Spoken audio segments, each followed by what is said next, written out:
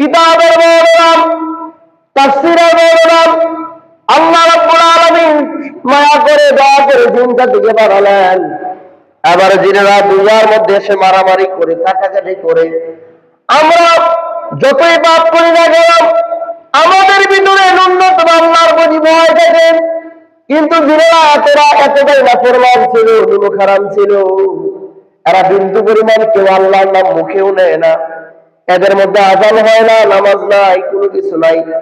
এবার আল্লাহ দেখলেন প্রায় দীর্ঘ সময় চলে যায়, জিনেরা শুধু চুরাচুরি মারামারি কাটাকাটি যা আছে সব করে।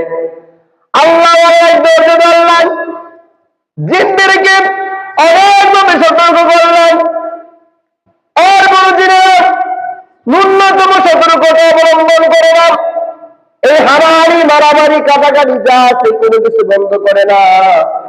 আল্লাহ এক পর্যায়ে সিদ্ধান্ত নিলেন, এই জিন জাতিকে আমি আর রাখবো না, আমি আল্লাহ তাদেরকে ধ্বংস করে দেব। এবার আল্লাহ আজরাইলকে বললেন, ও আজরাইল, যাও যাও, এই জিন জাতিকে তুমি ধ্বংস করে দাও। তাফসীরের বর্ণনা, কিতাবের বর্ণনা পাওয়া যায়, আজরাইল আলাইহিস সালাতু ওয়াস সালাম আল্লাহর হুকুম পেয়ে তার মিশনের কাজ শুরু করে দিলেন, জিনদেরকে মারা শুরু করে দিলেন। আবার জিনেরা পালানোর জন্য, বাঁচার জন্য বিভিন্ন তীরায়, পাহাড়ে, বিভিন্ন গুহায়, সাগরে, সমুদ্রে বিভিন্ন জায়গায় চলে গেল। আজরাইল আলাইহিস সালাম মারতে মারতে মারতে যখন আর মাত্র কিছু সংখ্যক জিন বাকি আছে, আল্লাহর আবার এক পর্যায়ে দেওয়া হলো, জিনেরা গুহায় গিয়ে, তীরায় গিয়ে, পাহাড়ে গিয়ে, সমুদ্রের নিচে গিয়ে, বিভিন্ন সাগরের দ্বীপে গিয়ে আল্লাহকে ডাক দিয়ে বললো, আল্লাহ একটা সুযোগ চাই, আর পাপ করবো না, শুধুমাত্র একটা সুযোগ আমাদেরকে আপনি দেন। আল্লাহ কথা দিল, আর জীবন হারাহারি করবো না, আর মারামারি করবো না। এইভাবে যখন বাকি জিনেরা আল্লাহর কাছে ইস্তিগফার করতে লাগলো, তওবা করতে লাগলো, আল্লাহ রাব্বুল আলামিন দয়া করে, মায়া করে, তিনি রহমান রহিম, গফুরুর রহিম, বড় মায়াশীল, দয়াশীল। আল্লাহ আবার জিন জাতিদেরকে মাফ করে দিলেন। সেই জিন জাতিদের 2000 বছর পর আল্লাহ আমাদেরকে বানালেন। 2000 বছর পর আল্লাহ একদিন ফেরেশতাদেরকে নিয়ে বসে আছেন।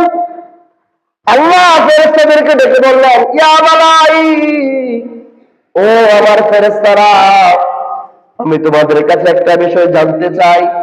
আল্লাহ কিন্তু সব জানেন। এরপরে ফেরেশতাদেরকে জিজ্ঞেস করলেন, ফেরেশতারা, আমি ইনসান বানাতে চাই, মানুষ বানাতে চাই।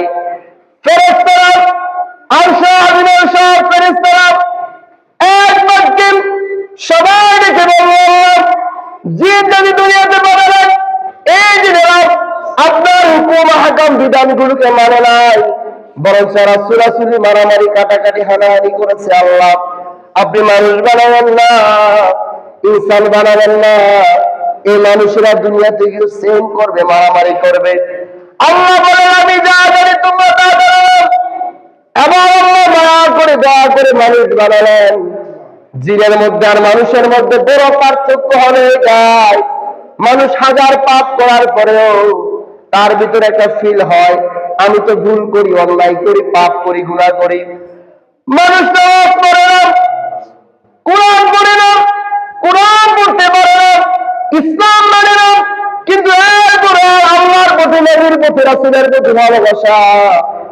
মুসলিম শরীফের বর্ণনা, আল্লাহ নবী সাল্লাল্লাহু আলাইহি ওয়াসাল্লাম বলেন, যদি তোমরা গুনাহ করে আল্লাহর কাছে তাওবা না করতা, ইস্তিগফার না করতা, ক্ষমা নাই চাইতা, আল্লাহ তোমাদেরকে ধ্বংস করে দিয়ে এমন এক জাতি, এমন এক গোষ্ঠী দুনিয়াতে পাঠাতেন, যারা সকালবেলা গুনাহ করে আবার বিকালবেলা আল্লাহর কাছে মাফ চায়। আল্লাহর হাবিব সাল্লাল্লাহু আলাইহি ওয়াসাল্লাম বলেন, আমার উম্মত জীবনে যা করো আর না করো, জীবনে যা করো আর না করো, সদা সর্বদাই সবসময় তুমি তোমার রবের কাছে ইস্তিগফার করবা, ক্ষমা চাইবা, তওবা করবা। কারণ জিন জাতিকে আল্লাহ ধ্বংস করে দিলেন শুধুমাত্র অহংকারের কারণে। জিন জাতিকে আল্লাহ ধ্বংস করে দিলেন তওবা না করার কারণে। আর তোমরা মানুষেরা যদি আল্লাহর কাছে তওবা না করো, ক্ষমা না চাও, আল্লাহ জিন জাতির মতো তোমাদেরকে বিভিন্নভাবে ধ্বংস করে দিতে চাইবেন। আর তোমরা যদি পাপ করার পরেও বারবার তোমাদের ওয়াদা ছুটে যায়, অঙ্গীকার ছুটে যায়, বারবার আল্লাহর কাছে তাওবা করবা, ইস্তিগফার করবা, ক্ষমা যদি চাও, আমার উম্মত তোমাদের উপর যিনি রহমত নাযিল করবে তিনি হলেন কে? আল্লাহ বলেন, আল্লাহ নবী যে জিনদেরকে আল্লাহ ধ্বংস করে দিলেন শুধুমাত্র গুনাহের মধ্যে অটল থাকার কারণে। শয়তান, আল্লাহ তাকে, এই শয়তানের ব্যাপারে আমরা তাফসীরে পাই, আমাদের উস্তাদ থেকে আমরা শুনেছি, শয়তান এত বড় একজন আল্লাহ বলা ছিল, আল্লাহু আকবার। শয়তানের জন্য আমার বড় মায়া হয়, বড় আফসোস হয়। শয়তান এত বড় একজন আল্লাহ বলা ছিল, তার এলেমে, আমলে, ইমানে কোন কমতি ছিল না। শয়তান, অনেক মুফাসসিরিন কিরাম কিতাবে উল্লেখ করেছেন যে শয়তান এত বড় আল্লাহ বলা ছিল, এত বড় ধার্মিক ছিল, গোটা পৃথিবীতে এমন একটা জায়গা, এমন একটা ইঞ্চি পরিমাণ জায়গা ফাঁকা নেই যেখানে শয়তানের সিজদা পড়ে না। আল্লাহু আকবার। এত বড় আল্লাহ বলা, এত বড় দিনদার ইবলিস ছিল। কেন সে তার আজকে এই পরিণতি? আল্লাহ যখন আদম আলাইহিস সালামকে বানানোর পরে সমস্ত ফেরেশতাদেরকে বললেন, যাও সবাই আদমকে সিজদা করো। ফেরেশতারা আল্লাহর হুকুমের দিকে তাকিয়ে আর নিজেদের দিকে তাকালেন না, সঙ্গে সঙ্গে আদম আলাইহিস সালামকে সিজদা করলো। ইবলিস বসে আছে, বিশাল এক বাহিনী, ইবলিস বাহিনী বসে আছে, এরা সিজদা করে না। আল্লাহ এরকম সিংহাসনে বসে আছেন, ফেরেশতারা সঙ্গে সঙ্গে হুকুম মেনে ফেললো। আল্লাহ ইবলিস দিকে বললেন, তোমরা কেন সিজদা করলে না? কি হলো, কি সমস্যা? এরা বলে, আল্লাহ আমরা আপনার হুকুমটা মানতে পারছি না। সঙ্গে সঙ্গে কেন মানতে পারছে না? আল্লাহকে সবর ধৈর্যশীল, তিনি প্রশ্ন করলেন, ইবলিস আমার এই হুকুম কেন মানতে পারছো না? এরা বললে, ক্বালা আনা খায়রুম মিন খলাকতানি মিন নার ওয়া খলাকতাহু মিন তিন। হে আমার রব, আমি আপনার হুকুম এই জন্য মানতে পারছি না, আমি হলাম ইবলিস, আমাকে আপনি বানালেন আগুন দিয়ে, আদমকে বানালেন মাটি দিয়ে। আগুন হচ্ছে উপরগামী আর মাটি হচ্ছে নিম্নগামী, সুতরাং আমি হলাম আদমের চাইতে শ্রেষ্ঠ।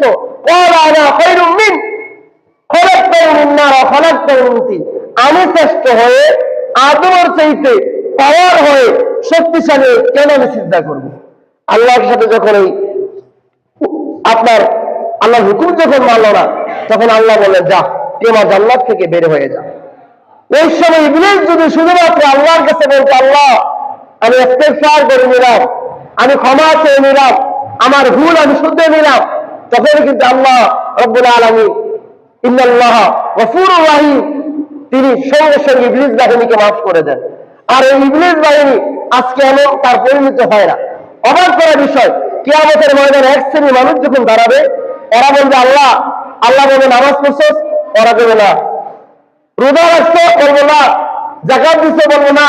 হজ করছে, বলবো না। দান করছে, বলবো না। কেন বলে নাই? আল্লাহ শয়তানের জ্বালা, শয়তানের গুটাগুটি জ্বালায় কিছুই করতে পারি নাই। আল্লাহ বলে, তুমি কি শয়তানে দেখছো? আল্লাহ বলে, তুমি কি শয়তানে দেখছো? সে বলবে, না আল্লাহ, তুমি শুনছি, তবে শয়তান যেন আমার জ্বালাইছে এটা আমি ফিল করছি, উপলব্ধি করছি। এবার আল্লাহ শয়তানের ডাক দেবে।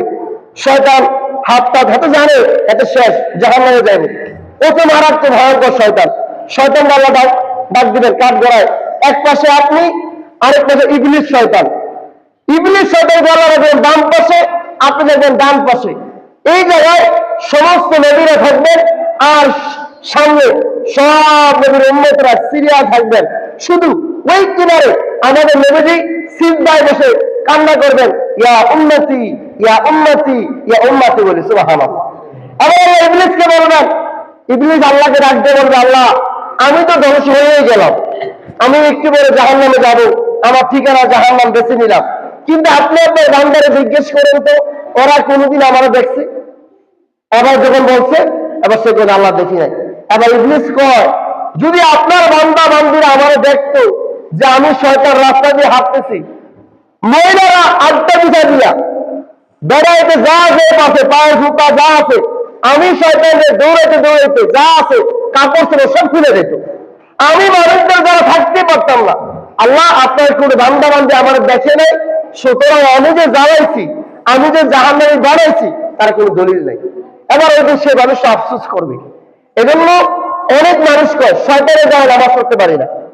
আপনি অবাক করার বিষয়, আমরা মোটামুটি তো কোরআন হাদিস পড়ছি, নামাজে দাঁড়াই, নামাজ দাঁড়ালে বাসার কথা মনে হয়ে যায়, নামাজে দাঁড়ায় মনে হচ্ছে আরে কি যেন একটা লাগবো, মানে নামাজে দাঁড়ালে দুনিয়ার সব কিছু মনে হয়ে যায়।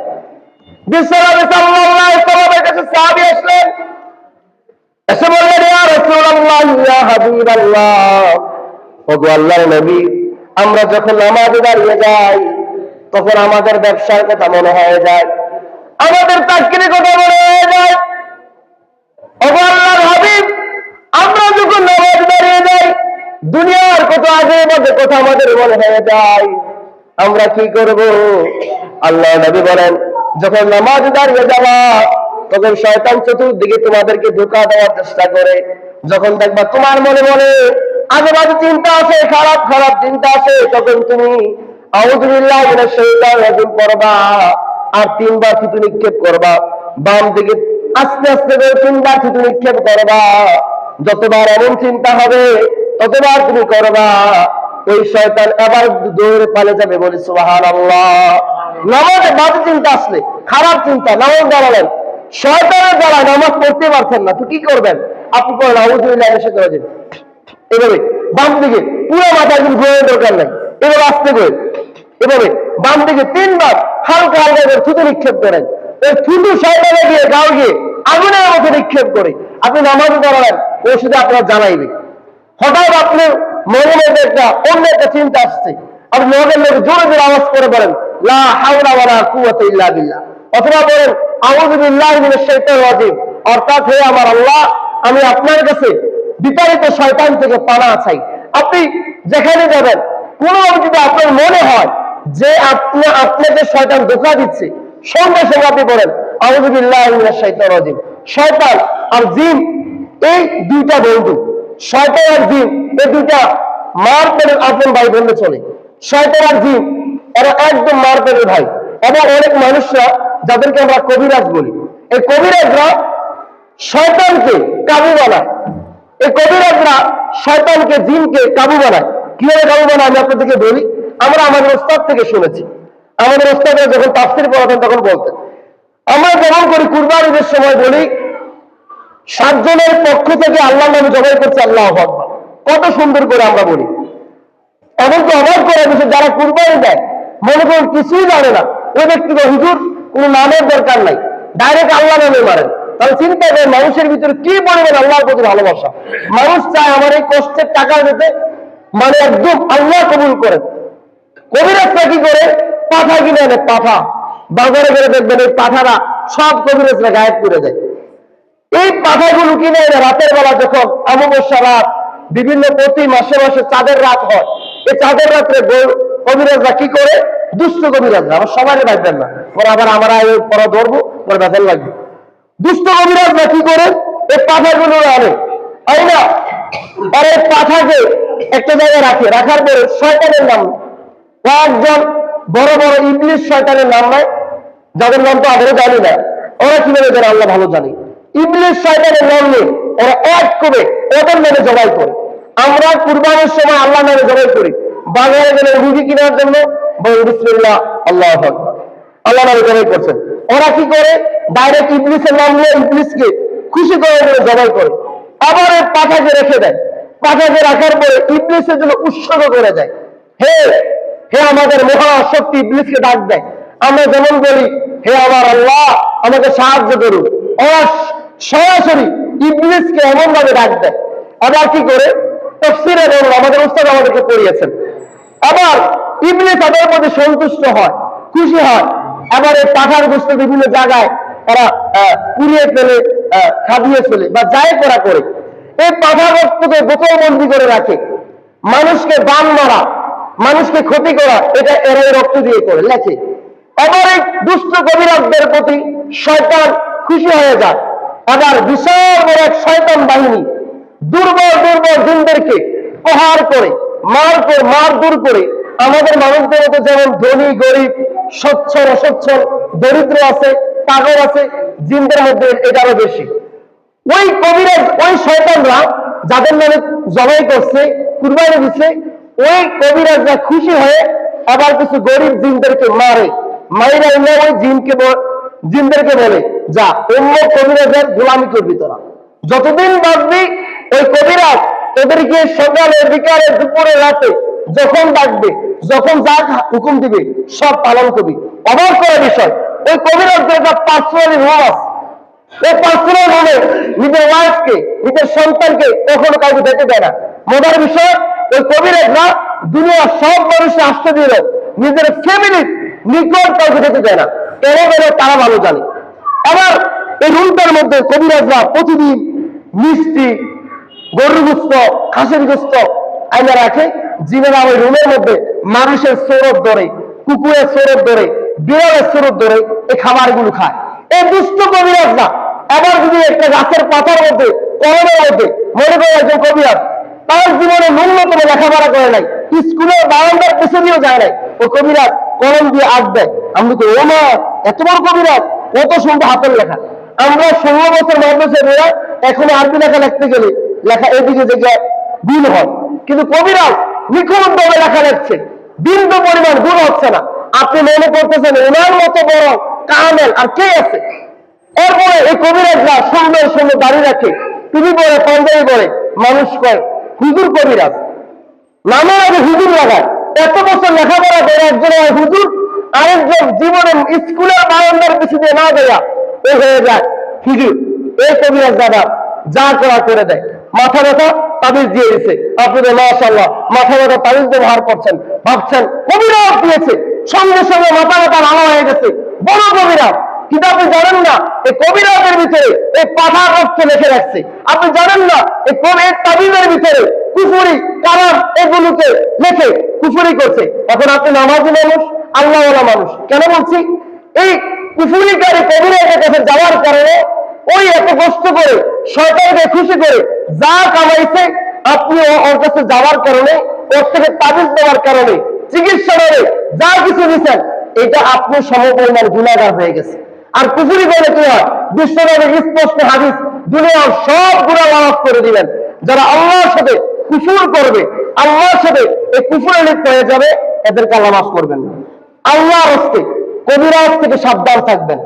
অনেক মানুষ হুজুরের কবিরাজ করে। ভাই, কবিরাজ এক জিনিস, কোরআনের চিকিৎসা আরেক জিনিস। কোরআনের চিকিৎসা মানে কি?